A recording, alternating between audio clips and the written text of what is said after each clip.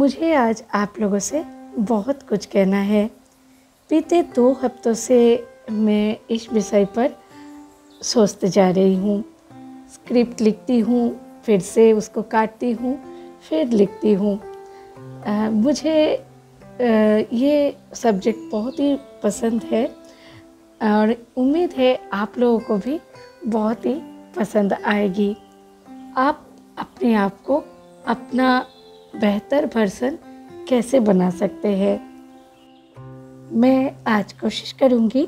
आज तक मैंने अपने आप को मेरा ही बेहतर वर्जन बनाने के लिए जो जो तरीके अपनाए हैं वो आपके साथ भी बांटूं।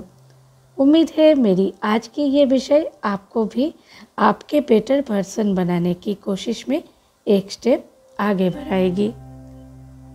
बहुत सालों से मैंने कुछ छोटी छोटी अच्छी आदतें अपनाए हैं कि आज वो आदतें मेरी ज़िंदगी की स्ट्रेस कम करने में कई हद तक कामयाब हुए हैं। मैं आज जो कुछ भी हूँ यही अच्छी आदतों की वजह से ही हूँ।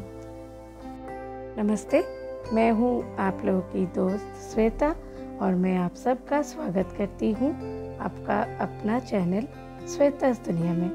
तो चलिए वीडियो को शुरू करते हैं।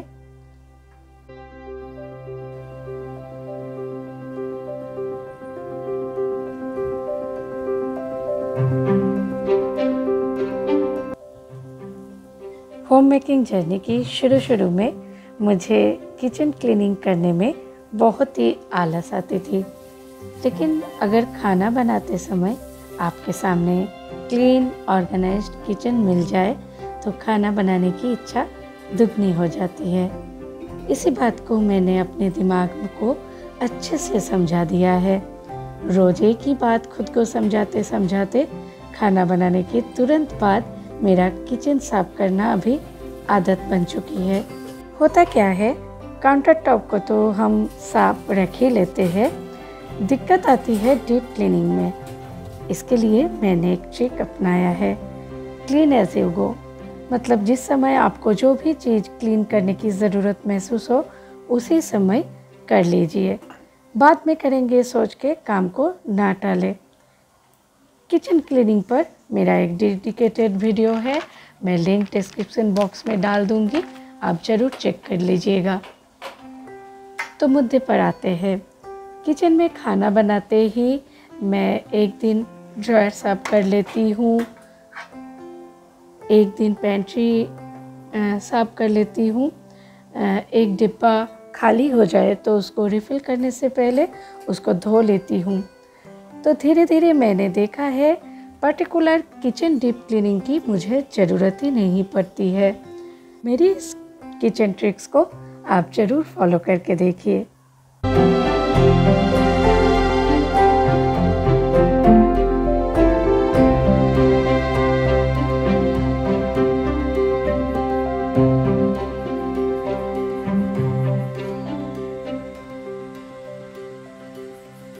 होम मेकिंग जर्नी में मेरे लिए सबसे ज़्यादा स्ट्रेस का कारण है वार्डरोब स्ट्रेस। आप लोगों में से बहुत लोगों को लगेगा ये क्या बात हुई, ये भी क्या स्ट्रेस है। शायद मुझे अपनी ज़िंदगी में रियल स्ट्रेस का सामना ही नहीं करना पड़ा है। रुकिए मैं समझाती हूँ। जो चीज़ें मेरी डेली लाइफ की शांति भंग करे, मेरी इरिटेशन का कारण बने, वो मेरे लिए स्ट्रेस है। वार्डरोब मैनेज करना भी मेरे लिए एक बहुत ही बड़ा चैलेंज है और यकीन मानिए कई हद तक मैंने इस चैलेंज पे जीत हासिल कर ली है। तो इसके लिए मैंने कुछ रूल्स फॉलो किया है। तो चलिए आज मैं आप लोगों के साथ भी वही रूल्स शेयर करती हूँ। टाइम टू टाइम अपने वार्डरोब को डिक्लटर करते रहिएगा और अपने वार्डरोब को 7 दिन में या 10 दिन में फिर से एक बार ऑर्गेनाइज्ड कर लीजिए, क्योंकि अगर आप ऑर्गेनाइज सिस्टम को मेंटेन नहीं करेंगे तो आपका ऑर्गेनाइजेशन सिस्टम जल्दी ही टूट जाएगी। ट्रेंड के हिसाब से नहीं, वही कपड़े खरीदे जो आपकी पर्सनैलिटी को सूट करे, जो आपको पहन के अच्छा लगे और क्वांटिटी पर नहीं क्वालिटी पर ध्यान दीजिए। ऑर्गेनाइजेशन सिस्टम को ज़्यादा कॉम्प्लिकेटेड ना करें, उससे आपको फॉलो करने में दिक्कत होगी।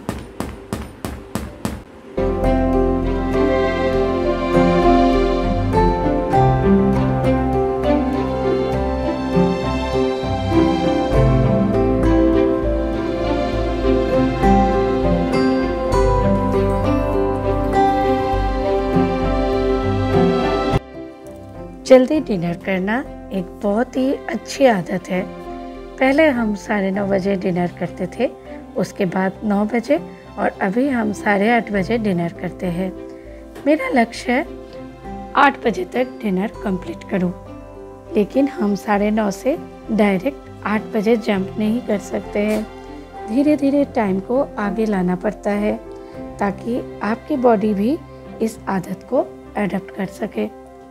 अभी आप पूछेंगे हम डिनर जल्दी क्यों करें? मैंने जो देखा है, डिनर जल्दी करने से कई फ़ायदे हैं।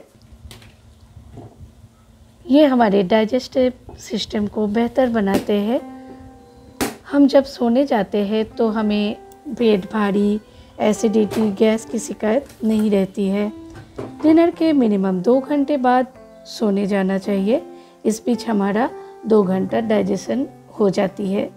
और एक बात, शाम के टाइम हमें थोड़ा अनहेल्दी स्नैक्स खाने का जो बैड हैबिट्स होता है वो अर्ली डिनर की वजह से चला जाता है।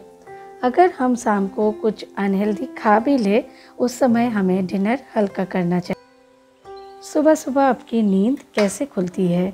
अलार्म क्लॉक की आवाज़ से या आपकी खुद की बॉडी क्लॉक से? अगर आप सुबह रोज़ एक ही समय पर खुद ही जाग जाते हैं तो आप ये जान लीजिए कि आप अपने खुद के बेहतर बनाने की जर्नी में एक स्टेप आगे है। क्या आपको रोज़ सुबह उठने के बाद सिर दर्द, आलस आती है? तो आप मान लीजिए आपकी नींद पूरी नहीं हो रही है। 5 घंटा सो रहे हैं या 8 घंटा, ये मैटर नहीं करता है। आप क्वालिटी स्लीप ले रहे हैं या नहीं, यही मैटर करती है। नींद अच्छी नहीं होने से ब्रेन फॉग जैसे प्रॉब्लम का आप सामना कर सकते हैं। कुछ भी करने का मन नहीं होगा, चीज़ें भूल जाते हैं, इससे इरिटेटेड फील होता है। वहीं अगर आप क्वालिटी स्लीप ले रहे हैं तो आप खुद को एनर्जेटिक महसूस करते हैं। इसमें आपका स्लीप साइकिल बहुत काम आता है। रोज़ एक ही समय सोना और एक ही समय पर उठना बहुत ही ज़रूरी है इसके लिए।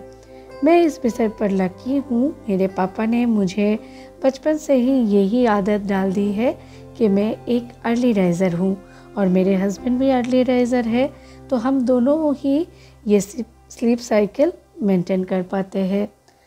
दलाई लामा ने कहा है कि स्लीप इज़ बेस्ट मेडिटेशन। तो दोस्तों, अभी भी देर नहीं हुई है। Take care of your sleep cycle. यहाँ पे मैं एक बात कहना चाहूँगी कि वर्क पैटर्न के वजह से जो लोग जल्दी डिनर नहीं कर पाते हैं, जो जल्दी सो नहीं पाते हैं, उनकी बातें अलग है। उनसे भी मैं कहूँगी जितना हो सके अपने टाइम को आगे कीजिए। एक कंटेंट क्रिएटर हिसाब से काम करते करते मैं देख रही थी, मैं कुछ ज़्यादा ही सोशल मीडिया एडिक्ट होते जा रही थी। कुछ काम की चीज़ें देखने बैठती थी तो उस हज़ारों बेकार की चीज़ें देखने लगती थी। इससे मेरा समय बर्बाद तो हो ही रहा था, ऊपर से ज़्यादा फ़ोन देखने की वजह से फिज़िकली भी मुझे बहुत दिक्कत हो रही थी। तो मैंने अपने स्क्रीन टाइम को लिमिटेड रखने के लिए मैंने 2 ट्रिक्स अपनाया है। फ़ोन के सेटिंग पर जाके अपने ऐप टाइमर को अपने हिसाब से टाइम सेट किया है। मान लो किसी ऐप के लिए मैंने दिन में आधा घंटा टाइम फिक्स किया है, तो आधा घंटे से ज़्यादा अगर मैं यूज़ करूँगी वो ऐप तो ऑटोमेटिकली क्लोज़ हो जाएगी। और दूसरी बात है, खुद को पूछिए आप किस तरह का कंटेंट पसंद करते हैं। क्या आप उससे कुछ सीखते हैं या एंटरटेनमेंट के लिए ही देख रहे हैं? आप सोशल मीडिया से क्या कंज्यूम करेंगे, ये आपके ऊपर डिपेंड करता है। आपने नोटिस किया है क्या, मैं जैसे कंटेंट सर्च करती हूँ एल्गोरिदम मुझे वही कंटेंट सजेस्ट करती है। इसके बाहर अगर कुछ भी आए तो मैं जो 3 डॉट है वीडियो के ऊपर उसको क्लिक करके नॉट इंटरेस्टेड क्लिक करती हूँ। इससे उस तरह का कंटेंट मेरे पास नहीं आती है। सोशल मीडिया एक स्ट्रॉन्ग प्लेटफॉर्म है, इसका पॉजिटिवली यूज़ करना बहुत ही ज़रूरी है। हमें अपने एनवायरनमेंट का भी ध्यान रखना चाहिए। ये एक बहुत बड़ा टॉपिक है, लेकिन हम छोटे छोटे काम से भी कुछ बड़ा कर सकते हैं। देखिए, मुझे खुद पहले पता नहीं था कि ये जो प्लास्टिक के छोटे छोटे टुकड़े होते हैं वो रिसाइकल नहीं होता है। तो जब से मैंने ये जाना है, मैं कभी भी पैकेट का छोटा हिस्सा काट के नहीं फेंकती हूँ। मैं आप लोगों से भी अनुरोध करती हूँ कि आप भी ऐसे मत किया कीजिए। दूध का पैकेट, दही का पैकेट अच्छे से धो के फिर उसको फेंके, ताकि उसमें से स्मेल ना आए। आपको मेरी ये बात थोड़ी चाइल्डिश लग सकती है, लेकिन आजकल मैं जब भी आम खाती हूँ तो गुठलियों को अच्छे से धो के सुखा के पास के इस जंगल में फेंकती हूँ। अगर इसमें से एक भी पौधा निकले तो मेरी ये कोशिश कामयाब होगी। साथ ही मैं आप लोगों से एक और बात भी करना चाहूँगी।